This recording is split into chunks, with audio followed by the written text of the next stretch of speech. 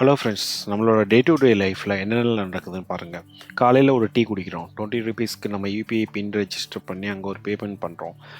அப்புறம் பஸ்ஸுக்கு போகிறோம், டிக்கெட் எடுக்கிறோம், அங்கே யூபிஐ நம்ம ரெஜிஸ்டர் பண்ணி பின் நம்ம என்ட்ரு பண்ணி அங்கே ஒரு பேமெண்ட் பண்ணுறோம்.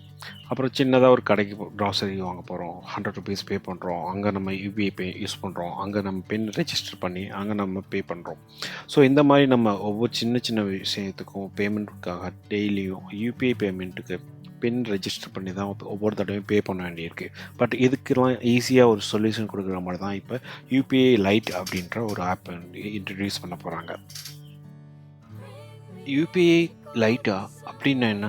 யூபிஐ பேமெண்ட் தெரியும், யூபிஐ லைட்டுன்னா என்ன? இது புதுசாக இருக்கே, இது சேஃபாக இருக்குமா, இல்லை இதில் எப்படி பணம் போடுறது, இதில் எப்படி யூஸ் பண்ணலாம், இதில் என்ன லிமிட்டு, அந்த மாதிரியான டீட்டெயிலில் இந்த வீடியோவில் பார்க்கலாம் வாங்க.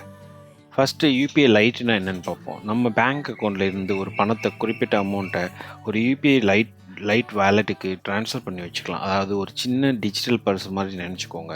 நம்ம கையில் எப்போவும் ஒரு வேலெட் வச்சுருப்போமே, அது மாதிரி மொபைலில் ஒரு ஸ்மால் பேமெண்ட் வேலெட் வச்சுருந்தா எப்படி இருக்கும், அந்த மாதிரி அதை ஒரு எக்ஸாம்பிளுக்கு பார்த்தோன்னா, இப்போ உங்கள் பேங்க் அக்கௌண்ட்டில் 25,000 இருக்குன்னா, அதிலிருந்து ஒரு 2,000 ருபீஸை யூபிஐ லைட் வேலெட்டுக்கு ஆட் பண்ணி வச்சுக்கிட்டிங்கன்னா, இப்போ நம்ம டீ ஷாப்பில் போய் 20 ருபீஸ் ஸ்பெண்ட் பண்ணுறோம், இல்லை பஸ் டிக்கெட் எடுக்கும்போது ஒரு 35 ருபீஸ் ஸ்பெண்ட் பண்ணுறோம், இல்லை கிராசரி ஷாப் போகும்போது ஒரு 120 ருபீஸ் தேவைப்படுது அப்படின்னா, நீங்கள் இந்த சின்ன சின்ன பேமெண்ட்ஸ் எல்லாமே உங்களோட யூபிஐ லைட் ஆப் மூலமாகவே ஈஸியாக பண்ணிக்கலாம்.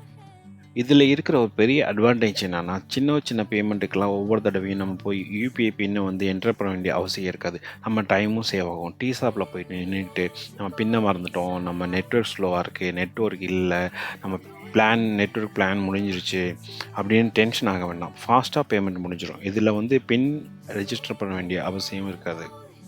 இந்த யூபிஐ லைட் ஆப்பை எங்கெல்லாம் யூஸ் பண்ணலாம்னா, நம்ம முன்னாடியே டிஸ்கஸ் பண்ண மாதிரி டீ ஷாப்பில், பஸ் டிக்கெட் எடுக்கும்போது, ஒரு க்ராசரி ஷாப்பில், இல்லாட்டி பார்க்கிங்கில் டோக்கன் போடும்போது, அந்த மாதிரி நம்ம பண்ணுற சின்ன சின்ன ஃபினான்ஷியல் ட்ரான்சாக்ஷனில் டே டு டே லைஃப்பில் நம்மளுக்கு இந்த யூபிஐ லைட் ஆப் ரொம்ப யூஸ்ஃபுல்லாகவே இருக்கும். இதில் இவ்வளோ அட்வான்டேஜ் இருந்தாலும் யூபிஐ லைட் ஆப் ரொம்ப சேஃபாக இருக்குமா யூஸ் பண்ணுறதுக்கு அப்படின்னு நம்மளுக்கு ஒரு கொஸ்டின் வரும்.